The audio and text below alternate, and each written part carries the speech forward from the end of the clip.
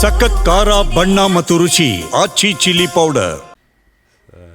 First of all entire Karnataka ಜನತೆಗೆ ನಮಸ್ತೆ and ಇಷ್ಟು ಪ್ರೀತಿ ಕೊಟ್ಟಿದ್ದಕ್ಕೆ thank you so much. Feel ಮಾತ್ರ ಅಮೇಝಿಂಗ್ ಆಗಿದೆ, ತುಂಬ ಖುಷಿಯಾಗಿದ್ದೀನಿ ಆ್ಯಕ್ಚುಲಿ. 4th ವೀಕ್ ಹೋಗಿ ಆ್ಯಂಡ್ ಫೈನಲ್ ವೀಕ್ ತನಕ ಅಂದರೆ ಟಾಪ್ 6ಗೆ ಬರೋದು ಆಟನೇ ಅಲ್ಲ.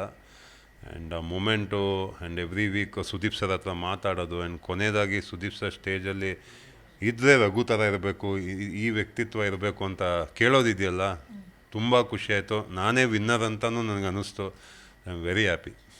ಗಿಲ್ಲಿ ಮತ್ತು ನಿಮ್ಮ ಇಬ್ಬರ ಒಡನಾಟ, ನಿಮ್ಮಿಬ್ಬರ ಸಣ್ಣ ಸಣ್ಣ ತುಂಟಾಟ ಸಿಕ್ಕಾಪಟ್ಟೆ ಇಷ್ಟ ಆಗಿದೆ ಜನತೆಗೆ. ನಿಮ್ಮಿಬ್ಬರ ಫ್ರೆಂಡ್ಶಿಪ್ ಬಗ್ಗೆ, ಗಿಲ್ಲಿ ಗೆಲುವು ಬಗ್ಗೆ ಏನು ಹೇಳೋಕ್ಕೆ ಇಷ್ಟಪಡ್ತೀರಾ? ಸೊ ನಂಗೆ ಲಾಸ್ಟಿಗೆ ಐ ವಾಸ್ ವೆರಿ ಕಾನ್ಫಿಡೆಂಟ್, ಗಿಲ್ಲಿನೇ ಗೆಲ್ಲೋದು ಅಂತ ನನಗೆ ಮೈಂಡಲ್ಲಿ ಫಿಕ್ಸ್ ಆಗಿತ್ತು. ನಾನು ಗಿಲ್ಲಿಗೂ ಹೇಳಿದೆ, ನೀನೇ ಕಣೋ ಕಪ್ ಕೆತ್ಕೊಂಡು ಹೋಗೋದು ಈ ಸತೆ ಅಂತ. ಸೊ ತುಂಬ ಒಳ್ಳೆ ಫ್ರೆಂಡ್ಶಿಪ್ಪು ನಂದು ಗಿಲ್ಲಿದು. ಆ್ಯಂಡ್ ಫ್ರೆಂಡ್ಶಿಪ್ ಫಸ್ಟ್ ಡೇಯಿಂದನೇ ಸ್ಟಾರ್ಟ್ ಆಯಿತು. ಯಾಕಂದರೆ ನಾನು ಗಿಲ್ಲಿ ಕ್ವಾಟ್ಲೆ ಕಿಚನಲ್ಲೇ ಫ್ರೆಂಡ್ಸ್ ಆಗಿದ್ವಿ. ನಮ್ಮ ಜೊತೆ ಒಂದು 5 ಎಪಿಸೋಡ್ ಮಾಡಿದ್ವು. ಸೊ ಒಂದು ಎಲ್ಲೋ ನನ್ನ ಮಾತಾಡೋ ಸ್ಟೈಲು, ಅವ್ರು ಮಾತಾಡೋ ಸ್ಟೈಲು, ಒಂದು ಫ್ರೆಂಡ್ಶಿಪ್ಪು ತುಂಬ ಚೆನ್ನಾಗಿ ಬೆಳೀತು. ಒಂದು ಸ್ವಲ್ಪ ಜಗಳ ಕೂಡ ಆಯಿತು. ಹಂಗೆ ಮತ್ತೆ ನೆಕ್ಸ್ಟ್ ಡೇನೇ ಫ್ರೆಂಡ್ಸ್ ಆಗ್ಬಿಡ್ತಿದ್ವಿ. ಆ ಬಿಗ್ ಬಾಸ್ ಮನೇನೇ ಹಂಗೆ, ನೀವು ಎಷ್ಟೇ ಕಿತ್ತಾಡೋದು ನೆಕ್ಸ್ಟ್ ಮೂಮೆಂಟಲ್ಲಿ ಫ್ರೆಂಡ್ಸ್ ಆಗಿ ಹೋಗ್ತೀವಿ. ಆ್ಯಂಡ್ ಕೊನೆ ದಿವಸ ತನಕನೂ ನಾವಿಬ್ಬರು ಕೈ ಹಿಡ್ಕೊಂಡು ಹೆಗ್ಲ ಮೇಲೆ ಕೈ ಹಾಕ್ಕೊಂಡು ಗೆಳೆಯ ಅಂದ್ಕೊಂಡೇ ಮಾತಾಡ್ಕೊಂಡೇ ಇದ್ವಿ. ಏನೇ ಪ್ರಾಬ್ಲಮ್ ಆದರೂ ಒಂದು 5 ನಿಮಿಷದಲ್ಲಿ ಮರೆತು ಹೋಗ್ತಾ ಇದ್ವಿ. ಕ್ಯೂಟ್ ಅಂದರೆ ಅಶ್ವಿನಿ ಮತ್ತು ನಿಮ್ಮ ಜೋಡಿ ತುಂಬ ಚೆನ್ನಾಗಿ ಅನಿಸ್ತಾ ಇತ್ತು ಸರ್. ನಿಮ್ಮಿಬ್ಬರ ಗೆಳೆತನ, ನಿಮ್ಮಿಬ್ಬರ ಬಾಂಡಿಂಗ್ ಬಗ್ಗೆ ಆ್ಯಂಡ್ ಅಶ್ವಿನಿ ಅವ್ರ ಬಗ್ಗೆ ಹೇಳೋದಾದ್ರೆ, ಅಶ್ವಿನಿ ಒಂದು ಸ್ಪೆಷಲ್ ಕ್ಯಾರೆಕ್ಟರ್. ಯಾಕಂದರೆ ಫಸ್ಟ್ ಡೇನೇ ಅವ್ರ ಜೊತೆ ದೊಡ್ಡ ಕ್ಲ್ಯಾಶ್ ಆಯಿತು.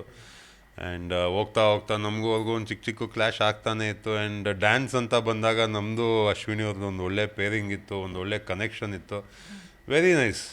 ನಮಗೂ ಅವ್ರಿಗೂ ಒಂದು ಅದೇ ನಾನು ಹೇಳ್ದಂಗೆ ಇಬ್ಬರು ಕಿತ್ತಾಡ್ತಾ ಇದ್ವಿ. ಮತ್ತು ನೆಕ್ಸ್ಟ್ ಮೂಮೆಂಟಲ್ಲಿ ಇಬ್ಬರು ಅಡುಗೆ ಮನೆಯಲ್ಲಿ ಅಡುಗೆ ಮಾಡ್ತಾಯಿದ್ವಿ. ಆಮೇಲೆ ವೀಕೆಂಡ್ ಮುಂದೆ ಡ್ಯಾನ್ಸ್ ಮಾಡ್ತಾಯಿದ್ವಿ. ಆಮೇಲೆ ಮತ್ತೆ ಸೋಮವಾರ ಆದರೆ ಅವರೊಂದೇನೋ ಹೇಳೋರು, ನಾವೊಂದೇನೋ ಹೇಳೋದು, ಮತ್ತೆ ಜಗಳ ಆಡ್ತಾಯಿದ್ವಿ. ಸೊ ಮನೆಯಲ್ಲಿ ಹೆಂಗೆ ಒಬ್ಬರು ಜಗಳ ಆಡ್ಕೊಂಡಿರ್ತಾರೋ ಅದೇ ಥರ ನಮ್ಮದು ಅವ್ರದ್ದು ಕನೆಕ್ಷನ್ ಇತ್ತು.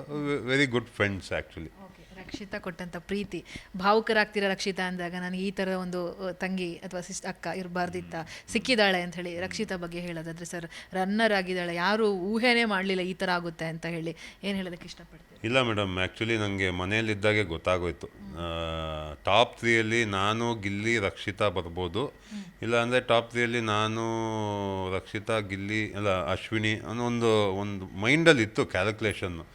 ಸೊ ರಕ್ಷಿತಾ ಅವಳ ಬಗ್ಗೆ ಲೈಕ್ ಎಲ್ಲರೂ ಅವಳಿಗೆ ಮಾತಾಡೋಕ್ಕೆ ಬರಲ್ಲ, ಅವಳಿಗೇನೋ ಅರ್ಥ ಆಗಲ್ಲನೋ. She is very matured.